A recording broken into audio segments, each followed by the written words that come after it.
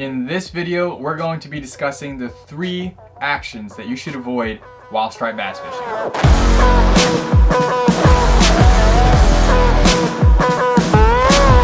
If you're new here, I'm Paulie. I've been fishing since I was a little kid, and I've been making fishing YouTube videos since 2009. I've made tons of mistakes. I've been skunked more times than some people have even tried. And now I am a local striped bass fishing guide. I take clients out all the time, and I've seen a bunch of my clients go from not being able to catch fish to catching fish overnight. So let's dive into the top 3 actions you should avoid while striped bass fishing so that you can catch more fish. So one of the biggest actions that I see my clients take that may hinder them from catching fish is choosing the right gear. A lot of my clients, they'll come in with 8-foot rods, 8.5-foot rods, thickness about 2 inches thick, and it's just making a big problem while you're out on the water. If you have something that's 8.5 feet long, super thick, one, you're not casting out far enough. Could there be fish close by? Yes. But chances are you need to get over some waves, get over a sandbar, and you need to be able to cast out far. I would recommend, if you're surf fishing for striped bass, between a 9-foot and a 10-foot 6 rod. Most of the rods that I use are between 9-foot, 10-foot, and 10-foot 6. There is some time when you want to use an 11-foot, and if you're fishing close by back bays, you want to drop it under 9-foot. But for the most part, you want to have a 9-foot, 10-foot, or 10-foot 6 rod. Personally, what I use the most is a 10-foot rod. It's that happy medium right in between, and then I'm probably jumping up to a 10-foot 6. I'm very rarely throwing a 9-foot. If I'm throwing a 9-foot, chances are I'm in a back bay and there's a rip right in front of me. I don't have to cast too far, I don't have to cast over a sandbar, and I don't have to cast over a bunch of big waves. So I'll bring it down to a 9-foot. Another thing when it comes to gear is choosing the right lure. A lot of people, not a lot of my clients, but a lot of people that I see out fishing, they're using lures and then throwing some bait on them. Or they're using lures and throwing a sinker on them. A lot of these baits you have to learn how to use properly to catch fish. If it has a bill on it and it's a long, slender bait, kind of like a, let's say it's called a jerk bait. If it swims, it's gonna swim like this. If you put a sinker on it, you're tanking it down on the bottom, you're letting it sit, 99.9% of the time you're not going to catch a fish. If there's treble hooks on it, there's a good chance there shouldn't be bait on it. A lot of times I'm seeing people throw those same things, those swimmers, and they're throwing clams on it. 99% of the time that's not gonna catch you fish. These baits are designed specific ways to have specific actions to catch specific fish. Another thing that I see a lot of people do is they put the wrong reels on the wrong rods. Sometimes it's a little funny, like I've made comedy videos on Instagram where I throw a spinning reel on a bait caster rod, fish it upside down. If a spinning reel is facing upwards, that's not the case, but that's not what we're talking about here. But what you want to do is focus on the size. Go to your local tackle shop, try out some reels, because if I were to recommend a 5,000 or a 6,000 size reel, there are different brands that have different size reels. Like Shimano 5,000s and 6,000s are a whole lot smaller than Penn or Daiwa 5,000s or 6,000s. So go to your local shop, tell them you have a 10-foot whatever model rod it is. I like St. Croix's, so let's say it's a 10-foot St. Croix Siege or a 10-foot St. Croix Legend. You want to tell them that's the size rod that you have. That way they can pair on a reel that's proper. Why is a specific reel important for a specific rod? 2 things. 1, you got to be able to cast far. 2, you got to be able to have enough drag on your reel. So if you have a 5,000, let's say it's a Shimano Stratic 5,000, the drag on that may not be suitable for the fish that you're targeting with a 10-foot or a 10-foot 6 rod. Most likely that's way too small for a 10-foot or a 10-6 rod.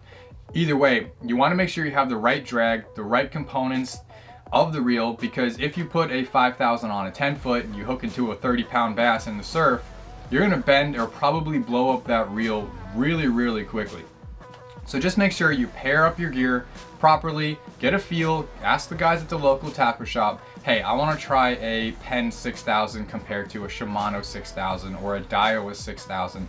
That way you can see the size comparison and how it fits on your specific rod. Last part about the gear it's a big factor when you're surf fishing because you're making big casts. You're having your rod way behind your back, you're throwing heavy lures.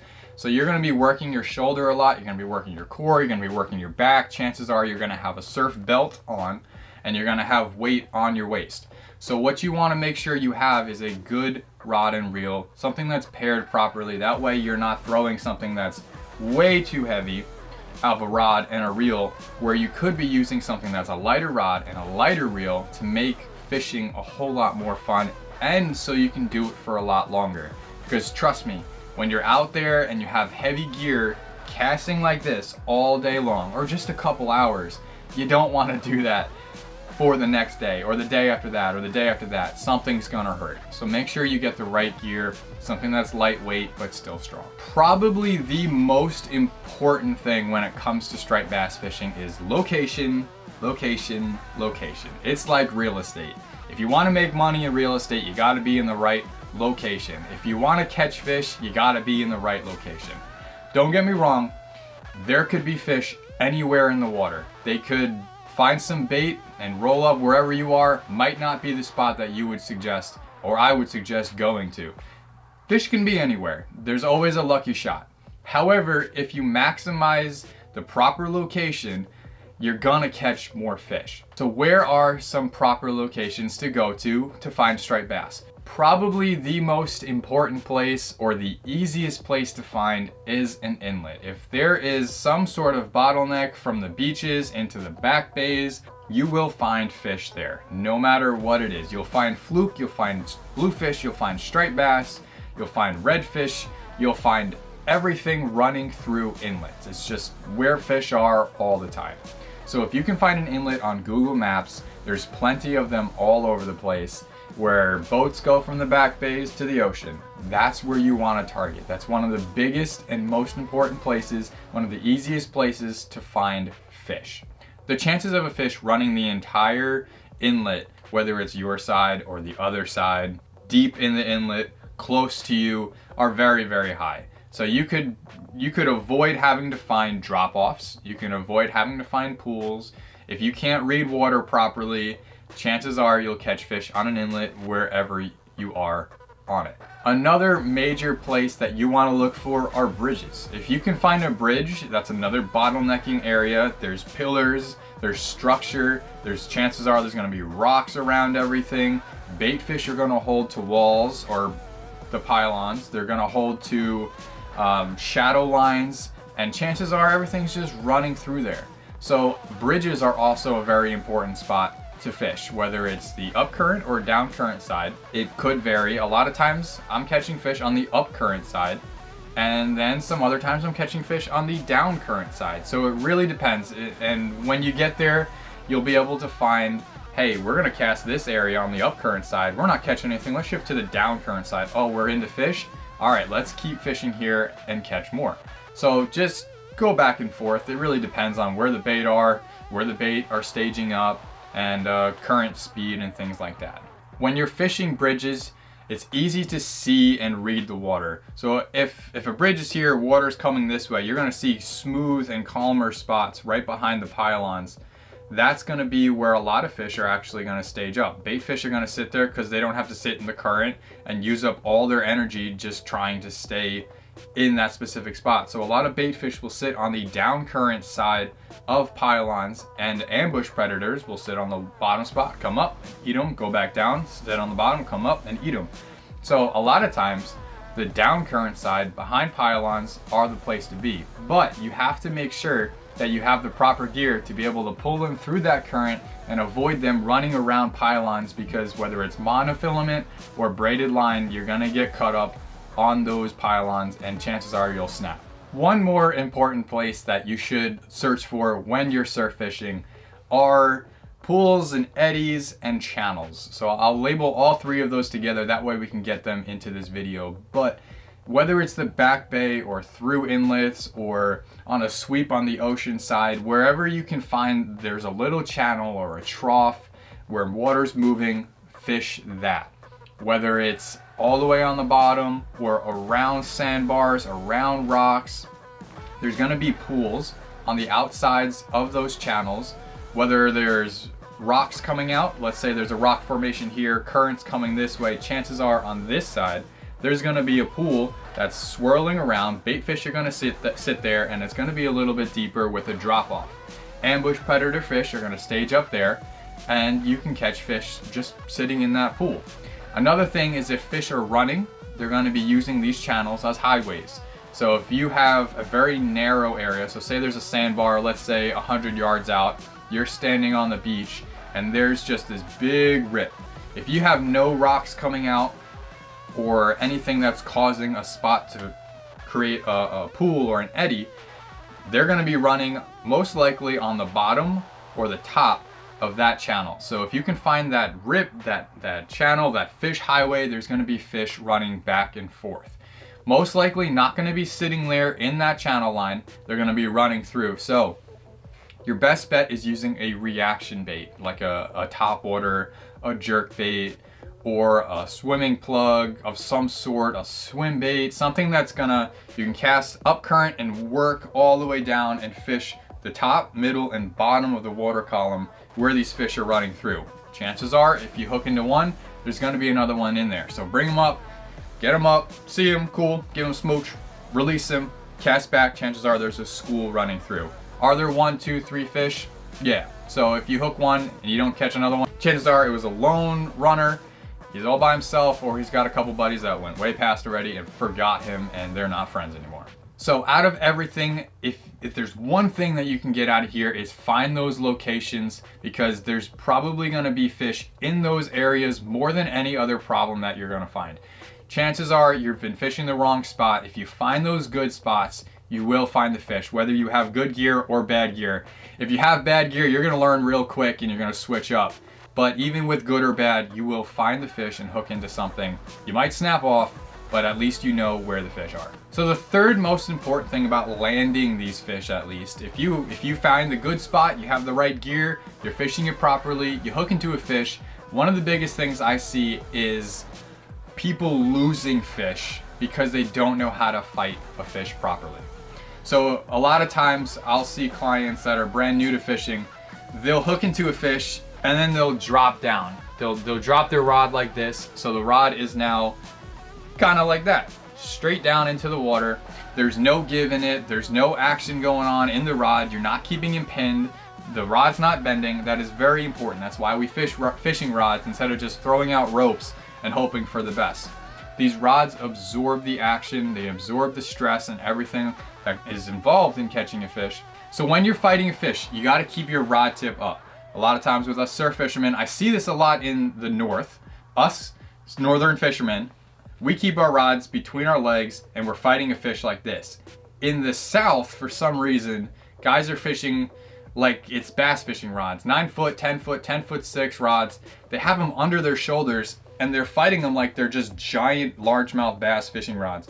Either way, however you do it, I like having it between the legs and fighting it straight up like this. Sometimes you're bringing it to the left, to the right, however they're fighting. But the best way that you can see how to fight a fish is watch guys on YouTube. Watch them fight fish properly, and you'll also just mimic it. Just mimic it. While you're watching, you're seeing this guy, oh, he's going this way because of the current, the fish is going that way. Just mimic it. You'll get muscle memory. But a lot of times guys are dropping their rods and all of a sudden the fish will shake it off and pop, you're gone. Or you guys have their drag really, really tight and then they drop their line and all of a sudden there's no give in the rod, so pop, the line will just snap. So you want to make sure that you keep your rod straight up, keep the tip up, lean back if you have to, face it, stay square with the fish, because if you're fighting a fish over here and you're not square to him, chances are you're gonna pop off as well. So one thing you want to avoid is fishing with your rod tip down. And to be honest, that's probably the biggest mistake that I see a lot of, whether it's my clients or people out on the beach, and all of a sudden they snap off the fish and it's like, oh, well, what'd you expect? And it comes from a lack of knowing how to fight.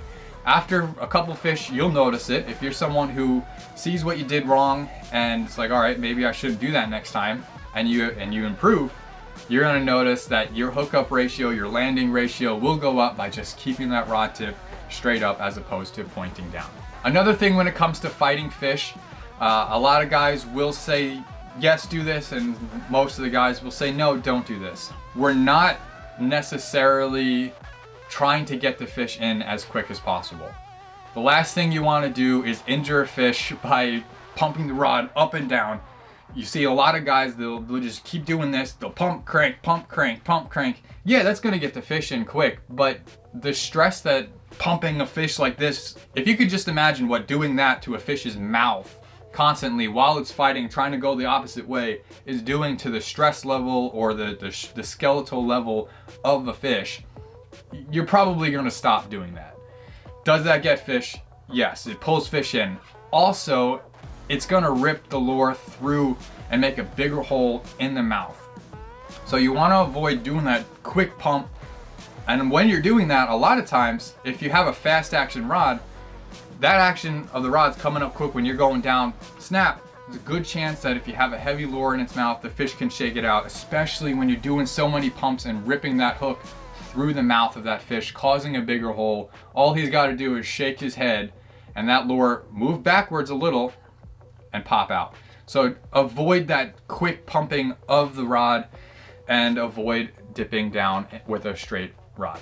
I mentioned this before, but I do want to say it again. Your drag is very important. If you cinch it down all the way, you can't pull that out. A lot of times you need a strong drag because when you set that hook, a lot of times we're fishing very, very large, thick gauge hooks. So you need that extra power to make sure that that hook goes into a big fish's mouth, because bigger fish have harder mouths than the smaller fish.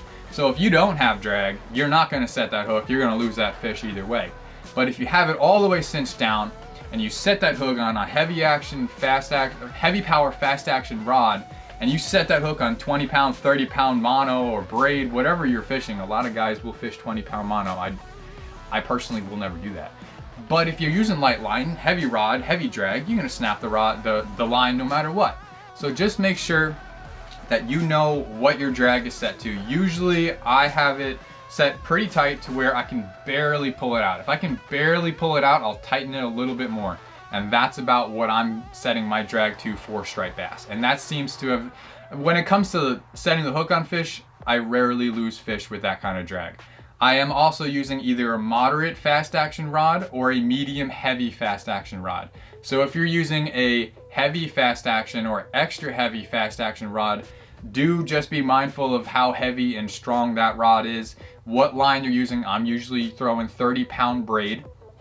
So if you're using 30 pound on an extra heavy fast action rod and you set it that strong, chances are you're gonna snap on a hook set. So just be mindful of that and pay attention to what has been working for you and what doesn't work. With that being said, I hope you learned a little something from this video on how to catch more striped bass and avoid making these 3 simple mistakes when it comes to striped bass fishing. I hope you learned how to find locations and spots that you can catch more fish at as opposed to places that necessarily don't hold fish. I hope you learned what gear to use and how to properly use it and how to fight some fish. If you did, leave a comment down below. If you made it all the way through the video, if you're on your phone, throw a fish emoji down there. Let me see that you watched all the way through. If you're new to the channel, don't forget to hit subscribe. We're posting so many videos. We've got 750 videos on this channel alone, and we have a second channel where we're uploading old content from 2020 onward so that you don't have to scroll through everything on this channel. Anyway guys, thank you for watching. Stay real, smooch and release, and have some fun on the water. I'll see you next time.